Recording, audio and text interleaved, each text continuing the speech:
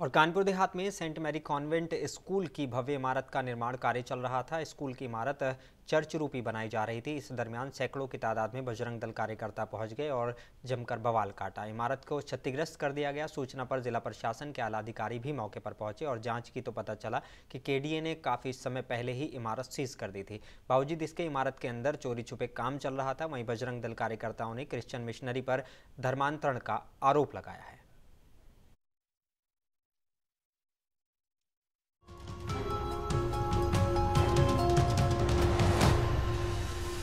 धर्मांतरण का विरोध करते बजरंग दल के कार्यकर्ता निर्माणाधीन इमारत में तोड़फोड़ की तस्वीर और मीडिया के कैमरे से भागते केडीए के अधिकारी। ये तस्वीर है कानपुर देहात के शहजादपुर गांव के निर्माणाधीन सेंट मैरी कॉन्वेंट स्कूल की, जहां आज बजरंग दल कार्यकर्ता ने जमकर बवाल और हंगामा काटा।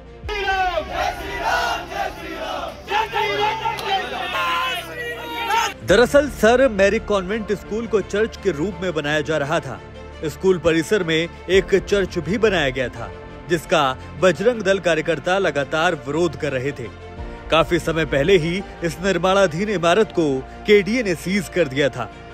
सीज होने के बावजूद भी निर्माण कार्य जारी था, लिहाजा बजरंग दल कार्यकर्ताओं ने जमकर हंगामा काटा और तोड़फोड़ की, जिसके बाद जिला प्रशासन के आला अधिकारी और केडीए विभाग के अधिकारी मौके पर पहुंचे। देखिए, जो केडीए के द्वारा यहाँ पर ये भूमि का जहाँ पर ये बन रहा था स्कूल, वहाँ पर ऑलरेडी इसको इलीगल करार दिया गया था, क्योंकि परमिशन नहीं थी और इसी उसमें केडीए द्वारा इसको सील भी किया गया था। लेकिन इनके द्वारा ये कहा गया कि यहाँ पर फिर भी कार्य हो रहा है, जिसकी सूचना मिली और इसको संज्ञान में लिया भी गया और केडीए के यहाँ टेक्निकल टीम को बुलाया भी गया और यहाँ पर वो मौजूद भी है। यहाँ पर जो भी जानकारी मिली समय समय पर हम लोग भी आए, रुकवाया भी गया और केडीए द्वारा जो भी प्रक्रिया है वो फॉलो भी की गई है। क्या माना जाए कि अगर ये जो निर्माणाधीन कार्य था वो इलीगल था तो ये ध्वस्तीकरण की ओर जाएगा? ये जो एक लीगल प्रोसेस है उसको पूरा फॉलो करते हुए जो भी प्रक्रिया है वो कराई जाएगी केडीए के द्वारा। बजरंग दल कार्यकर्ताओं में आक्रोश था, क्योंकि संगठन के वरिष्ठ पदाधिकारियों ने केडीए के अधिकारियों को पहले अवगत करा दिया था कि निर्माणाधीन इमारत अवैध रूप से बनाई जा रही है। लगभग 9 महीने पहले केडीए के अधिकारियों ने जांच कर अवैध रूप से बनाई जा रही सेंट मैरी कॉन्वेंट स्कूल की इमारत को सीज कर दिया था। बावजूद इसके अंदर ही अंदर निर्माण कार्य चल रहा था, जबकि निर्माणाधीन इमारत से केडीए ऑफिस की दूरी महज 1 किलोमीटर है, जो केडीए के अधिकारियों की कार्यशैली पर बड़ा सवाल खड़ा करती है। चला बिल्डिंग कैसी है? वैध है अवैध है? क्या है? ये अवैध है। ठीक है, आपकी तरफ सील की गई है? सील की गई है। तो लगातार काम चल रहा, लोग कार्यकर्ता आरोप लगा। देखिए, अगर हमारी अब जानकारी में अब आप बता रहे हैं, वैसे भी अगर अवैध है तो है, इसमें जो कार्रवाई नियमता है वो की गई है और अगर और जो भी कार्रवाई बनती है वो की जाएगी। ठीक है।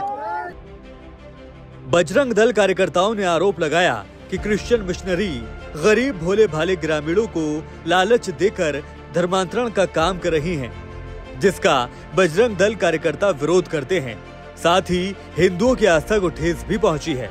लिहाजा बजरंग दल आगामी 4 जुलाई को स्कूल परिसर में हनुमान चालीसा का पाठ करेगा। हनुमत शक्ति जागरण के माध्यम से हिंदू समाज हनुमान चालीसा का सामूहिक पाठ करेगा और इसके बाद बड़े आंदोलन का सूत्रपात होगा। हिंदू समाज आक्रोशित है, उनकी भावनाओं को बहुत समय तक दबाया नहीं जा सकता है। यदि कुछ ऐसी घटना होती है उसके लिए संबंधित जिले के उच्चस्थ पदाधिकारी जिम्मेदार होंगे। हालांकि अब पुलिस ने एक्शन लेते हुए अवैध निर्माण चर्च में तोड़फोड़ के मामले में विभिन्न धाराओं में मुकदमे दर्ज किए हैं।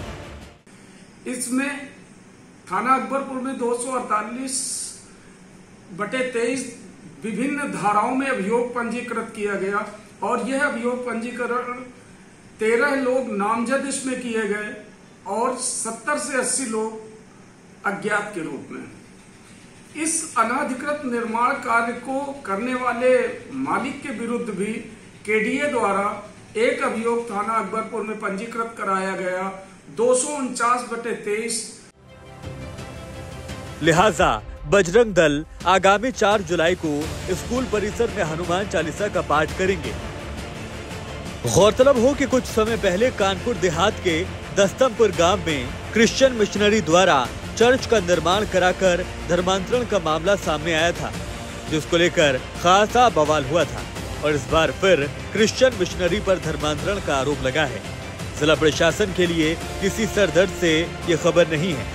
अब देखने वाली बात ये होगी कि कानपुर देहात प्रशासन इस बवाल से आखिर कैसे निजात पाता है।